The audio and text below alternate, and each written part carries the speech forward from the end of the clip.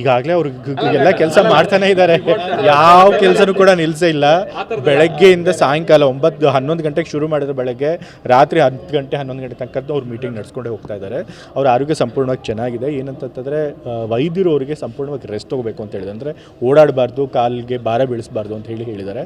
So ಹಾಗಾಗಿ ವಿಶ್ರಾಂತಿ ಪಡೆದಿದ್ದಾರೆ. ಬಟ್ ಏನು ಯೋಚನೆ ಮಾಡುವಂಥದ್ದು ಗಂಭೀರವಾದಂಥ ಯಾವುದು ಸಮಸ್ಯೆ ಇಲ್ಲ. ಈಗಾಗಲೇ ನಿಮಗೆಲ್ಲ ಗೊತ್ತಿರಬೇಕಲ್ಲ, ಅವರು ಸ್ನಾನ ಮಾಡಿ ಬಾತ್ರೂಮಿಂದ ಬರಬೇಕಾದ್ರೆ ಬಿದ್ದುಬಿಟ್ರು ಕಾಲು ಜಾರಿ. ಸೊ ಹಾಗಾಗಿ ಮಂಡಿಗೆ ಮಾತ್ರ ಏಟಾಗಿದೆ. ಅದಕ್ಕೆ ಬೇರೆ ಏನು ಚಿಕಿತ್ಸೆ ಏನಿಲ್ಲ. ಸ್ವಲ್ಪ ಲಿಗಮೆಂಟ್ ಪಾರ್ಷಿಯಲಿ ಟೇರ್ ಆಗಿದೆ, ಅದಕ್ಕೆ ವಿಶ್ರಾಂತಿ ಒಂದೇ ಚಿಕಿತ್ಸೆ. ಸೊ ವಿಶ್ರಾಂತಿ ತೊಗೋಬೇಕು ಅಂತ ಹೇಳಿದ್ದಾರೆ. ಸೊ ಹಾಗಾಗಿ ಇವರು ಓಡಾಡ್ದೇ ಬೇರೆ ಏನು ಕೆಲಸಗಳನ್ನು ಮಾಡ್ಬೋದು ಅದನ್ನು ಮಾಡ್ತಾರೆ. ಎಷ್ಟು ದಿನ ರೆಸ್ಟ್?